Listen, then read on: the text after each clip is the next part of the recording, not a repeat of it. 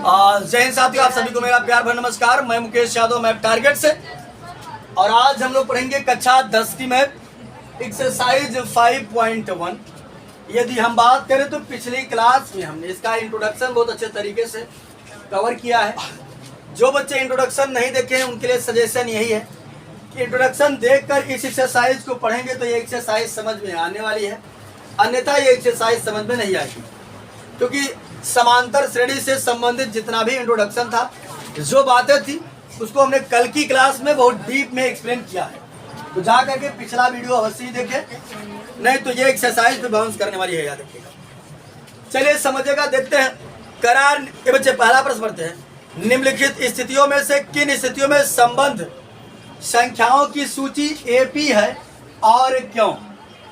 तो ये बच्चे यहाँ समझिएगा, कई कथन हमको दे रहा है, तो बच्चा बात नहीं करेगा। कई कथन दिया है और उन कथनों को पढ़ करके हमें ये बताना है कि जो सूची बन रही है वो एपी यानी कि अर्थमेटिक प्रोग्रेशन यानी कि समांतर श्रेणी है कि नहीं। तो समझिएगा, अच्छा एक बार पूछ ही लेते हैं, कैसे आप जानोगे कि समांतर श्रेणी है कैसे कि नहीं है? समान हाँ, याद समझिएगा। हमने आपको कल बताया था कि समांतर श्रेणी हमारी तब होगी जब a2 माइनस a1 बराबर क्या होगा? a3 minus a2। अगर ये बराबर आ रहा है तब तो समांतर श्रेणी होगा, अन्यथा समांतर श्रेणी नहीं होगा। यही बताया थे ना कल की क्लास में? तो समझिएगा ध्यान से बच्चे।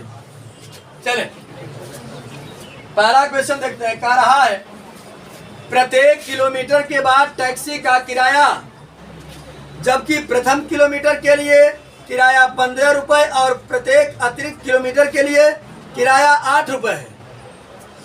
इसे चेक करके बताना है। आए सूर्य कुमार, चेक करके बताना है कि ये एपी में है कि नहीं। ये बच्चे टैक्सी का कोई किराया है प्रथम किलोमीटर, यानी कि अगर 1 किलोमीटर आप जाते हैं तो 15 रुपए किराया देना पड़ेगा। कितना देना पड़ेगा? 15 रुपए। और जैसे जैसे उसके आगे आप जाते रहेंगे, हर किलोमीटर के लिए आपको 8 रुपए वहन करना पड़ेगा। जैसे मान लेते हैं आप गए 2 किलोमीटर, तो पहले का 15 और अगले किलोमीटर का 8, तो 15 8 30।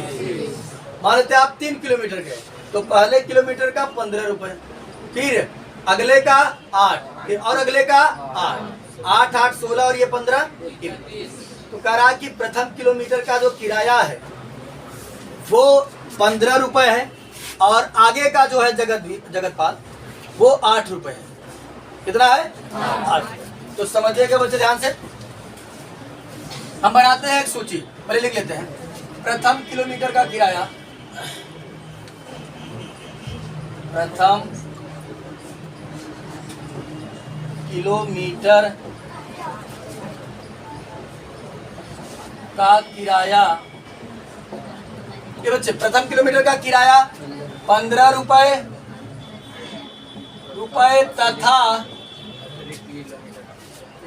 तथा प्रत्येक अतिरिक्त किलोमीटर का प्रत्येक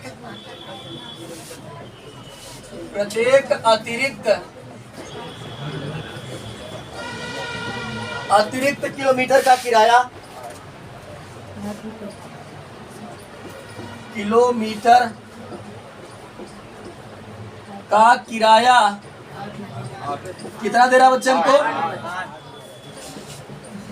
किराया 8 रुपए।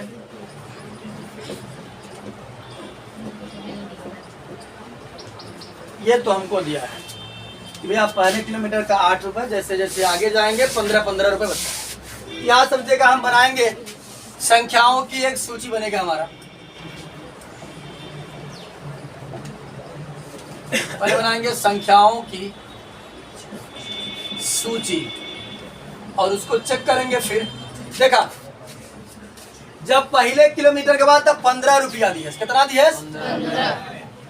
लेकिन 2 किलोमीटर जाए तो 15 तो देवे करे, 8 और दे, यानी अगला कितना बने 15 प्लस 8। ये बच्चे अब अगला और जाए तो 15 प्लस 8 प्लस 8,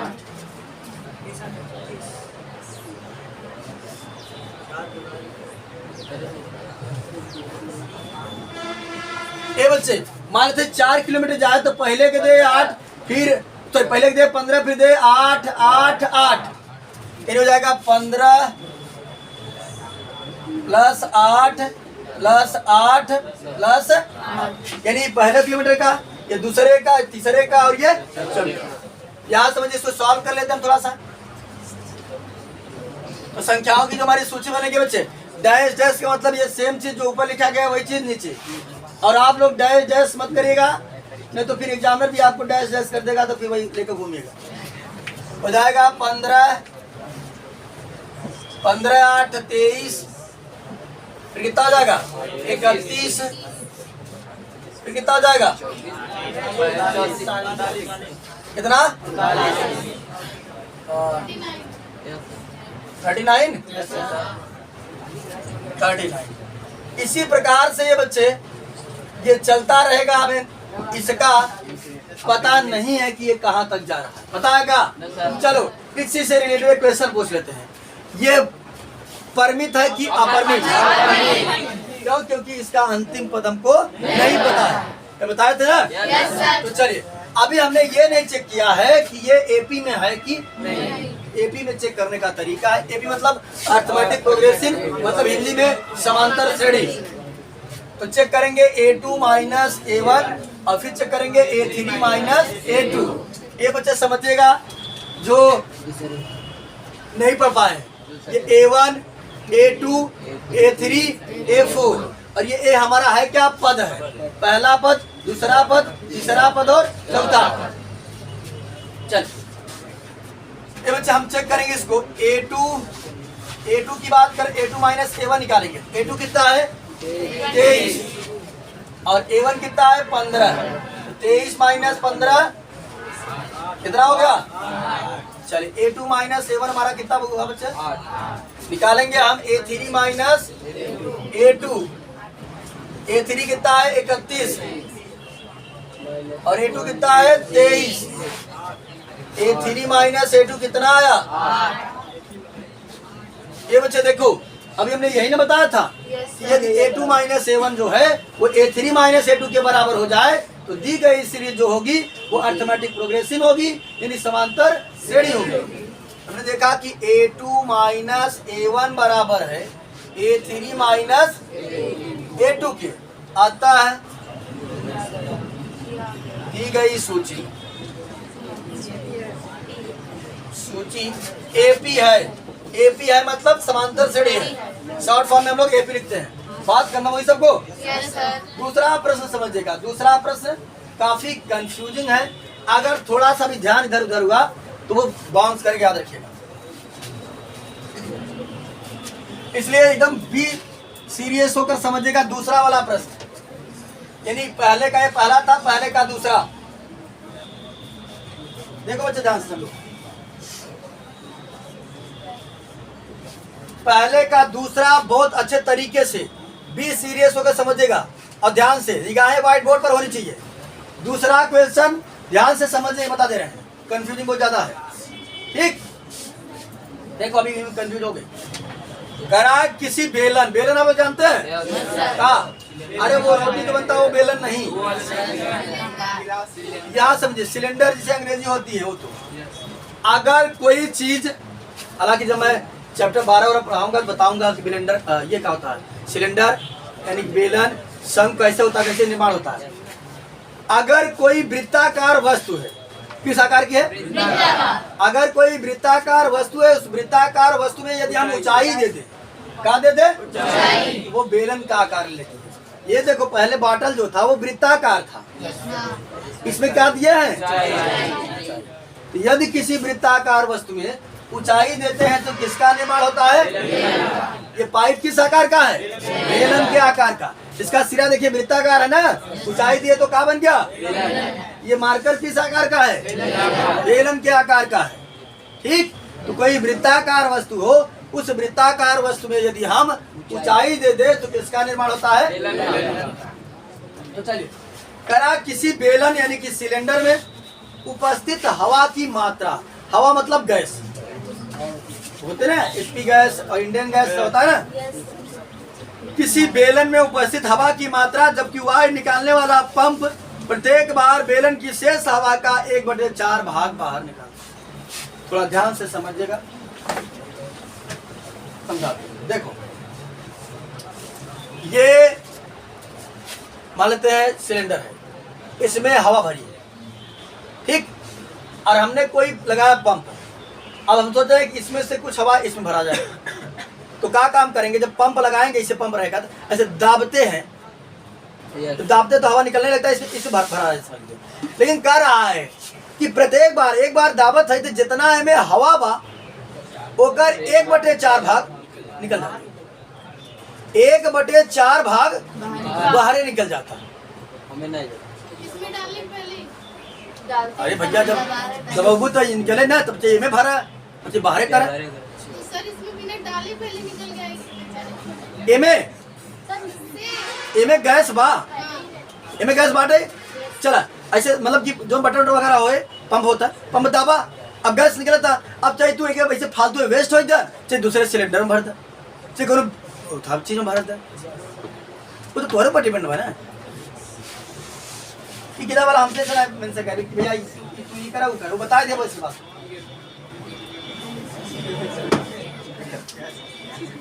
नहीं गैस नहीं है, आ रही है, वो तो समझा रहे थे। अरे तो सबूत करने के लिए कहा, हम मैथ वाले हैं, कुछ भी मान लेते हैं। एक बार ऐसे मैथ के टीचर थे, कटोरी में रोटी बोर बोर के खा रहे थे, किसी ने पूछा कह रहे कुछ सब्जी वब्जी तो लिए नहीं हो, सूखा ही खा रहे हो, क्या हमने सब्जी को मान लिया, मैथ के टीचर हैं, मैथ वाले हैं, किसी को भी मान लेते हैं। ए बच्चे समझिएगा ध्यान से, किसी बेलन में उपस्थित हवा की मात्रा जबकि वायु निकालने वाला पंप प्रत्येक बार बेलन की शेष हवा का 1/4 भाग बाहर निकाल देता है, ठीक। तो समझिएगा ध्यान से, इसको हमको बताना है कि ये हमारा एपी में है कि नहीं, तो हमें नहीं पता था। मान लेते हैं कि उसमें 1 kg होगा। देखिए जब माना जाता है या तो x मानिए या संख्याओं में मानिए तो 1 मानिए या 100 मानिए, ऐसे माना जाता है। तो उसमें हमने लेट कर लिया, कितना है बच्चे 1 kg, कितना है 1 kg। देखो माना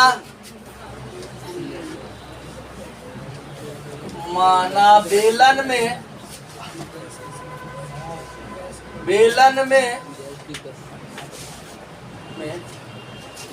1 kg हवा है।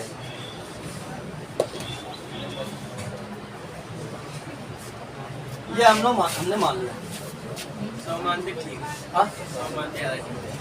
चलिए वने मान ले, इससे 100 माने तो कट जाते, लेकिन फिर भगवान न करते, एक ही बार करते। चलिए बच्चे, किसी बेलन में उपस्थित हवा की मात्रा जबकि वायु निकालने वाला पंप प्रत्येक बार बेलन की शेष हवा का 1/4 भाग बाहर निकाल देता है। ये बच्चे समझा, पहले रहा कितना, एक रहा, कितना रहा एक रहा। अब हम पंप दबावा देकर 1/4 भाग, कितना अगर एक 1/4 भाग निकल कितना है 1/4। तो जब 1/4 भाग निकाल दे, समझे, थोड़ा ध्यान से समझे, कंफ्यूजन पैदा होए, याद रखिएगा। यहाँ बनाएंगे संख्याओं की सूची,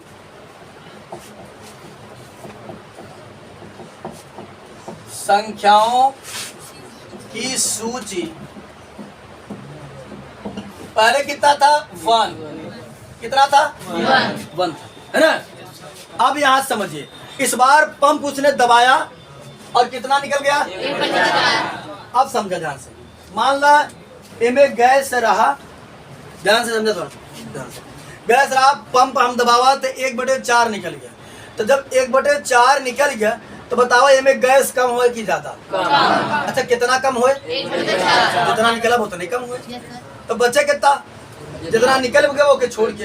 यहाँ समझिएगा, अगर 1/4 भाग बाहर गैस पंप दबाने पर निकल गया तो ये बच्चे थोड़ा ध्यान से समझिएगा, बचेगा कितना? 1 में से मैं क्या करूंगा 1/4 को घटा दूंगा, उतने ना बचेगा। ये देखो घटाने का तरीका समझो ध्यान से, बाउंस करे बताते हम पहले सही से। 4 1 के 4 माइनस 1/4 कितना बचा? बस सुनाई कितना बचा? 3/4 क्योंकि 4 तो निकल गया था ना। सुन भाई आप समझे ध्यान से, थोड़ा ध्यान से समझत रहा है। अब ये बच्चे सिलेंडर में कब सिलेंडर भाई ये समझ अभी नहीं सुनना है तुमको, देखना भाई अभी आसान जो लग रहा है नहीं ये, अभी हम कैसे देखो अभी इसके बाद कैसे कंफ्यूजन पैदा होता है तो समझा रहे तो नहीं समझ पा रहे। अब सिलेंडर में कितना देखो, अभी ये इसी स्टेप से कंफ्यूजन होगा। सिलेंडर में कितना हवा थी? अब की बार पंप दबाएंगे तो कितना निकलेगा? किसका? 1/4 शेष हवा का। देखो समझो ध्यान से, ये नहीं कि 1 kg का कहा था, जितना बचा बा ओकर 1/4 तो पंप दबाओ जितना बा ओकर 1/4 फिर निकल जाए तो रहा कितना? अब एकर 1/4 निकले, बोले एकर 1/4 तो पता करी, 1/4 पता किया तो 3/16 निकल जाता। 3/16 क्या करता? निकला था। जब 3/16 निकला था, अब देखिए कितना बचा, कहाँ से घटो ना देखा 3/4 में से 3/16 के घटो गए। ध्यान से, हाँ इंग मारी का ध्यान से समझने कंफ्यूजन पैदा। हम पढ़ाते 5 साल से, हमको पता बा, हम 5 साल से पढ़ाते हमके पता बा कि लड़की के में कंफ्यूजन हो जाता। इंग मारी का ध्यान से समझा, फिर ध्यान से समझा, नहीं बाउंस करे। एक बाद से कंफ्यूजन इतना तेज पैदा हुए कि पूछ समझ, लेकिन ध्यान से समझा। इंग मारी का बार देखो, पहले गैस सिलेंडर में जो गैस थी 1 kg, कितना थी? अब मैं अगर पंप को दबाता हूँ 1/4 निकल जाएगा। 1/4 किसका निकलेगा? 1 kg का। तो 1 kg का मैं 1/4 निकालूंगा तो 1 1 के 1 4 1 के 4 कितना होगा? 1/4 निकलेगा। तो जब 1/4 निकलेगा तो मैं पता करूंगा कितना शेष बचा है। तो शेष निकालने के लिए जो हमारे पास था उसमें से घटाएंगे ना। तो जब बच्चे मैंने 1 में से 1/4 को घटाया तो कितना बचा? 3/4। अब हमारा जो सिलेंडर था उस सिलेंडर के पास 3/4 बचा है। कितना बचा है? 3/4। आप समझो ध्यान से, इतनी बात सबको कंफर्म हुई कि नहीं? सिलेंडर में गैस कितनी बाकी है? 3/4। लेकिन समझिएगा ध्यान से, अगर मैं फिर से पंप करता हूँ, अगर मैं दोबारा पंप करता हूँ तो शेष बची हुई गैस मतलब 3/16 सॉरी 3/4 शेष बची हुई गैस का 1/4 कितना? 1/4। तो शेष कितना बात? 3/4। तो पहले हम पता करें कि 3/4 का 1/4 होता कितना, पहले पता कर ना मैं कर। ये बच्चे अगर क्यों कर एक मतलब आधा निकाला कोई, 1/3 निकाला कोई, 1/4 निकाला कोई, 1/10वां भाग निकाला कोई, जैसा भाग निकाले होता उतने से का करी था? गुणा करी। का करी था? तो पहले हम पता करी कि 3/4 के, समझा अमित ध्यान से, 3/4 का 1/4 कितना बने? काहे कि गैस हमारे पास इतना शेष बा, लेकिन कहा था पंप किया तो 1/4 निकल जाता। तो पहले तो ये पता करी कि 1/4 एकड़ बने कितना। 1/4 निकाले खातिर इनमें कितने से कर भाई? कितना हो गया? 3 के 3 4 4 16 यानी बच्चे 3/4 का 1/4 निकल भाई तो 3/16 है। यानी पंप करब तो कितना गैस बाहर निकले? 3/16। और 3/16 निकले कहाँ से? 3/4 में से निकले ना जो गैस जा रहे। बस में नहीं कुछ। अब कहा देखते हैं कितना शेष हो जाएगा। तो 3/4 में से 3/16 को घटा देंगे, 4 और 16 का एलसीएम लेंगे तो आ जाएगा 16। 4 चौक 16, 4 दिया 12, 16 1 के 16 कितना आ जाएगा? 9/16। अब इतना शेष बचा है, ठीक। अब इतना शेष बचा है, बात करो कि नहीं? बचा कितना? 9/16। चौथा पद निकालते हैं। अब समझो ध्यान से, 12 में से 3 घटत है ना तब 20 आवत है। सर ये 16 का है सर जो बड़ा उतर जाएगा। लास 4 और 16 का लास 16 लास आ लिया, 4 और 16 का लास आ लिया। 12 में से 3 घटे तो 9 ही आए ना, 9/16। अब यहाँ समझो बच्चे ध्यान से, अब हमारे पास सिलेंडर में कितनी हवा है? 9/16। सिलेंडर में 9/16 है। पंप करूंगा तो कितना बाहर निकलेगा? 1/4। किसका 1/4? शेष बची हुई गैस का, यानी 9/4 का, सॉरी 9/16 का। तो देखो पंप किया हमने तो 9/16 का कितना निकलेगा? 1/4। 1/4 से गुणा कर देंगे तो 9/64 इतनी गैस बाहर निकलेगी। लेकिन किनमें से? 9/16 में से। तो 9/16 में से 9/64 को घटा देंगे। 16 और 64 का लसा लेंगे तो आएगा 64। 16 से भाग करेंगे 64 में तो 16 चौको 64 और 9 चौक 36। 64 के 64 कितना हो जाएगा? 9 घटा देंगे तो आ जाएगा 27/। बस सुनाई। तो अब कितना बचेगा? 27/64। उसके बाद निकालना आवश्यक नहीं है, इतने से हमारा काम हो जाएगा। 3 पद से ही हमारा काम हो जाता है। 1 पद हम एक्स्ट्रा निकाल दिए हैं। लेकिन यहाँ समझिएगा ध्यान से, बस आपको इस बात का ध्यान रखना है कि जो शेष गैस बची है उसी का 1/4 भाग बाहर निकालना है।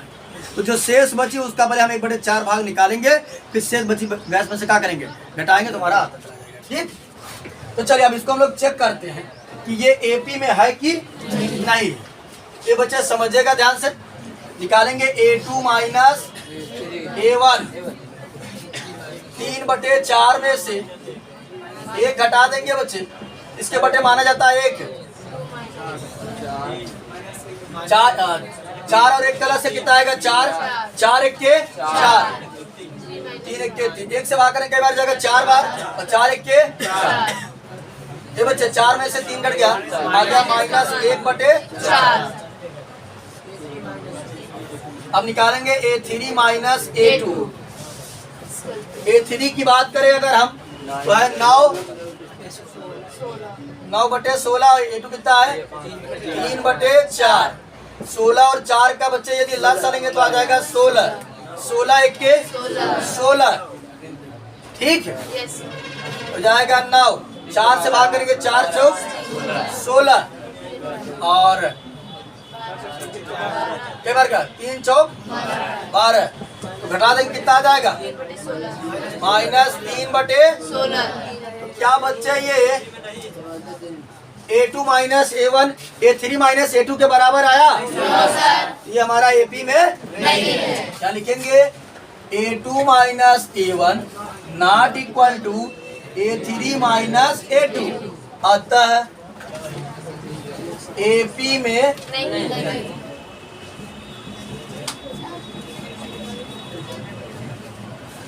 अब हम लोग इसी का समझ लेते हैं क्वेश्चन नंबर 3।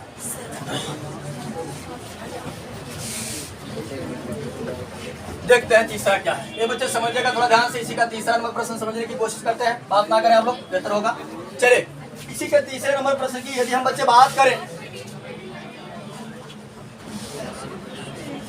बच्चे इसी का तीसरा प्रश्न है, करा प्रत्येक मीटर की खुदाई के बाद एक कुआं खोदने में आई लागत, जबकि प्रथम मीटर खुदाई की लागत 150 रुपए और बाद में प्रत्येक मीटर खुदाई की लागत 50 बढ़ जाती है।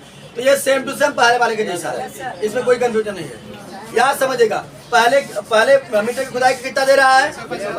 उसके बाद 50 रुपए बार बार बढ़ता जाता है। तो लिख लेंगे ये बच्चे, आने के इसमें क्या है?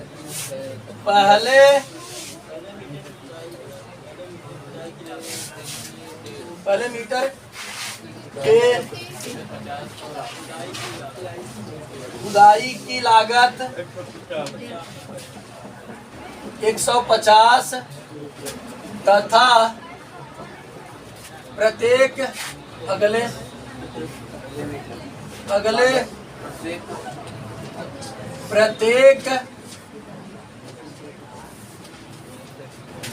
प्रत्येक मीटर खुदाई की लागत कितना बच्चे? लागत 50 रुपए है। देखो बच्चे, संख्याओं की हम एक सूची बनाएंगे। संख्याओं की सूची, समझो बच्चे ध्यान से देखो। बनेगा क्या हमारा? पहले देगा 150, फिर देगा कितना? अगले वाले में 150 तो देगा ही करेगा, फिर 50 और दे देगा, फिर 150 प्लस 50 प्लस 50, फिर प्लस 150 प्लस 50 प्लस 50 प्लस 50। ये बच्चे समझिएगा ध्यान से, सेम हिंदी यहाँ रहेगी, हो जाएगा 150, 200, 250,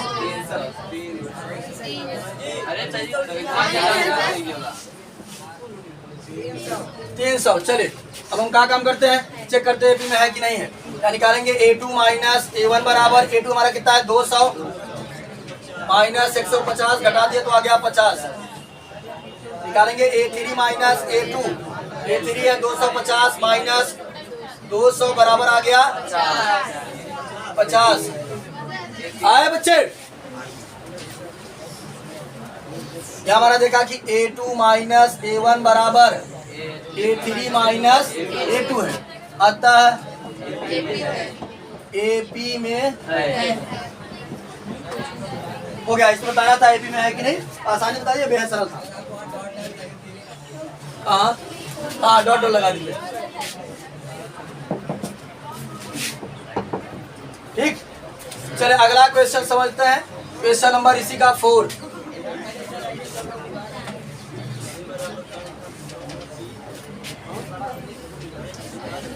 ए बच्चे सामने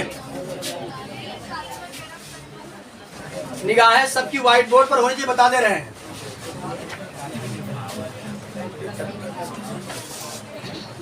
ए बच्चे खाते में प्रत्येक वर्ष का मिश्र धन,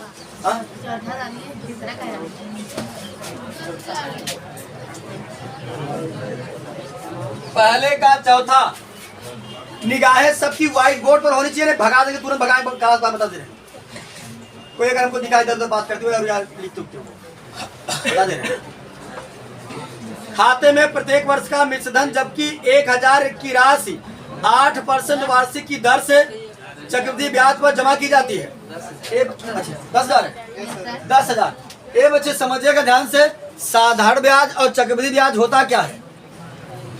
साधारण ब्याज की यदि हम बात करें तो जैसे हमने दिया 100 रुपए आपको दिया या 200 हमने आपको दिया, 10% अगर बात करें 200 का हमने दिया, 200 रुपए आपको दिया 10% रेट पर,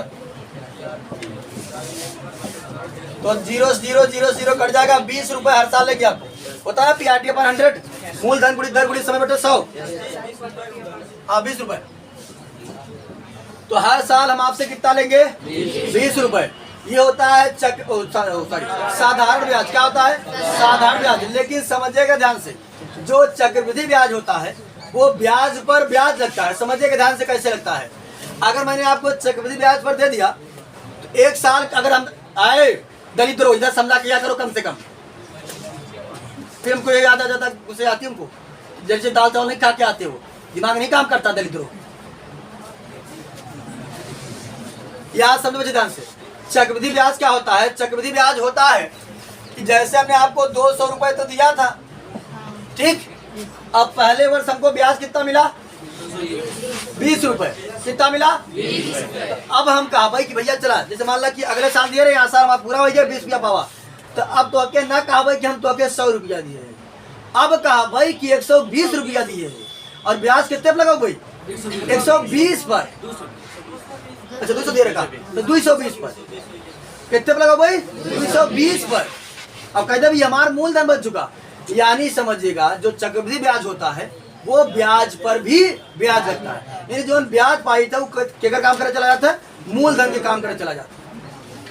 जैसे जैसे ब्याज पावत जाब वो मूलधन के में जुड़ के मूलधन के काम करते रहे। और जबकि साधारण ब्याज क्या होता है?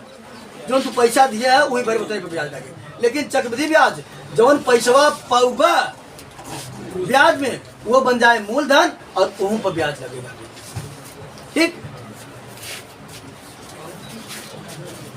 तो समझिएगा बच्चे, चक्रवृद्धि मिश्रधन का एक फार्मूला होता है, A बराबर P 1 + R/100 के पावर n जहां समझिएगा ए हमारा होता है अमाउंट, अमाउंट जिसे हिंदी में कहा जाता है मिश्रधन। शिव शंकर तुम्हाऊ इधर उधर तुम पकड़ाए रहे हो, और शुभम कहाँ गया? ए बच्चे ए हमारा होता है अमाउंट, बी हमारा होता है प्रिंसिपल, प्रिंसिपल यानी कि मूलधन, और आर हमारा रेट यानी कि दर, और एन है नंबर ऑफ टाइम, वर्षों की संख्या। ठीक, ये सारी बात है। तो बार बार मिश्रधन को निकालने के लिए करा है, तुम क्या काम करते हैं? मिश्रधन निकाल देते हैं। ये बच्चे समझिएगा, ध्यान में क्वेश्चन में कहा जा रहा है कि ये बच्चे जबकि 1000 की राशि यानी हमारा पी बच्चे कितना है? पी बराबर 1000 रुपए, 10,000 है का 10,000 रुपए। ये बच्चे जेमे परसेंट लगा रहा था वो रेट हो, क्या होता? रेट। आर बराबर हमके देता 8%। तो हमें क्या करेगा? 1 वर्ष के मिश्रधन निकाले, 2 वर्ष के मिश्रधन निकाले, 3 वर्ष के मिश्रधन निकाले, और उसके बाद बताई देगा कि पीएपी में बाकी। ये बच्चे समझेगा, 1 वर्ष का मिश्रधन, हाँ ये बच्चे फार्मूला होता है ए ब्रैकेट में पी, 1 वर्ष का मिश्रधन ए बराबर पी ब्रैकेट में 1 प्लस आर अपान 100 के पावर n रख देते हैं। पी कितना है? 10,000, 1 प्लस आर कितना? 8/100। कई साल निकाल रहे हैं? 1 साल का। ये बच्चे इसे कर देंगे हम 10,000 गुणते 100 का गुणा 1 में करेंगे तो हो जाएगा 100, 8 जोड़ देंगे तो हो जाएगा 108, 108/100, 0 से 0 कट जाएगा, हो जाएगा कितना? 10,800। जो कि हमारा 1 वर्ष का मिश्रधन। फिर निकालेंगे 2 वर्ष का, 2 वर्ष का मिश्रधन। तो फिर से फार्मूला है बच्चे, समझिए ध्यान से। फार्मूला आप नहीं लिख रहे हैं, हम डायरेक्ट सॉल्व कर दे रहे हैं इसको। होता है पी कितना है? 10,000, 1 प्लस 8/100 के घाते 2 हो जाएगा 10,000। इससे सॉल्व करें उठते। हाँ, अगर वही लेकर के निकालना चाहते हैं, देखो अगर इसको लेकर निकालोगे तो यहाँ एक रखना पड़ेगा। अगर इसे लेकर निकालते हो यहाँ कितना रखना पड़ेगा? 1। अगर उसे लेकर निकालते हो 2 रखो, 3 रखो, कोई दिक्कत नहीं है। अगर मूलधन इसको मानते हो तब यहाँ कितना रखा जाएगा? 1। अब अगर मूलधन उसको मानते हो तो कितना रखा जाएगा? 2। बस भाई इसका करेंगे हो जाएगा 108/100। कैलकुलेशन कठिन हो जाएगा, क्या हो? इससे अच्छा यही रख दे, कैलकुलेशन सरल हो जाएगा। 10,800 ये बच्चे हो जाएगा 10,800 गुणते 108/100। 0 0 0 0 काट दे, पूरा करो। 108 पूरा करो, कितना आएगा? पूरा नहीं कर पाया कोई?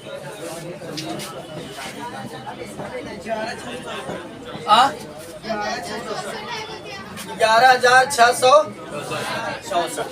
ये 2 वर्ष का हो गया। अब निकालेंगे 3 वर्ष का मिश्रधन। क्या तो बच्चे, जब यहाँ 3 वर्ष लिखेंगे तीसरे, यहाँ लिखेंगे दूसरे, और यहाँ लिखेंगे पहले, और यहाँ लिखेंगे तीसरे। तो जब एक रखेंगे तो तीसरे तो वैसे लिखेंगे तीसरे वर्ष का मिश्रधन बराबर। ये बच्चे कितना है? अब ए बच्चे मूलधन का हमारा काम ये करेगा, यहाँ लिख देगा। चलो चलो,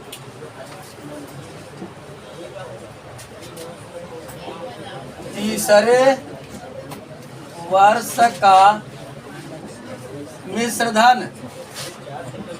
देखो बच्चे, ये अब मूलधन का काम हमारा ये करेगा 11,664। 1 प्लस 8/100 घाते 1 हो जाएगा 11,664 गुणते 108/100। 108 गुणा करो 11,664 में।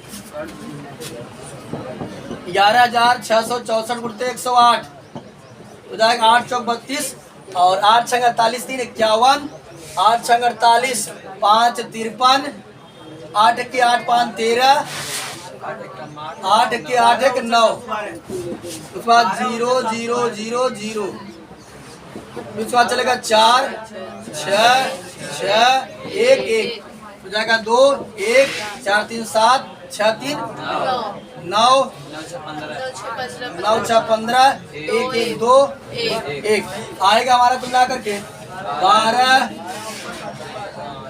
59 700 12/100। ये बच्चे समझिएगा जब हम 100 से भाग करते हैं तो याद समझिएगा दशमलव कितने अंक बाद लगता है। यहाँ देखो दशमलव इधर है, यहाँ पर है ना दशमलव घिसक कर आ जाएगा, 2 अंक के बाद दशमलव लग जाएगा, हो जाएगा 12,597.12। ये तीसरे वर्ष का हो गया। ठीक, तो अब हम क्या काम करते हैं बच्चे, चेक करते हैं कि हमारा एपी में है कि नहीं है। इतना करने के बाद ये नीचे चेक करते हैं, निकालेंगे A2 minus A1, A2 minus A1, A2 कितना बच्चे 11,664 माइनस A1 कितना है 10,800, घटा दो बच्चे, 4 में से 0 गया तो 4, 6 में से 0 गया तो 6, 16 में से 8 गया तो 8, बाकी ये कट जाएगा ना। कितना आ गया 864।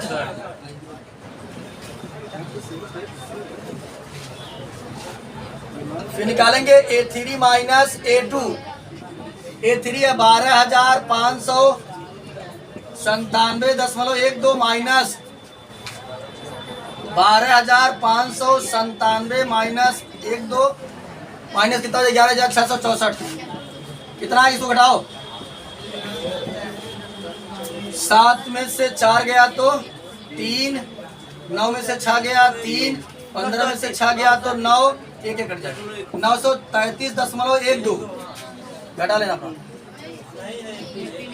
यहाँ हमने देखा कि A2 माइनस A1 जो है वो A3 माइनस A2 के बराबर, A3 माइनस A2 बराबर A2 minus A1 not equal to A3 minus A2 आता है AP में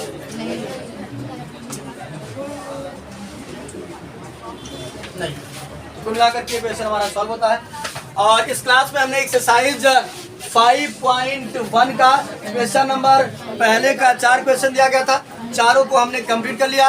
बाकी जो बचे हुए क्वेश्चन है उसे हम लोग नेक्स्ट क्लास में कंप्लीट करने का प्रयास करेंगे। इस वीडियो में इतना ही, बाकी मिलते हैं नेक्स्ट वीडियो में, तब तक के लिए जय हिंद।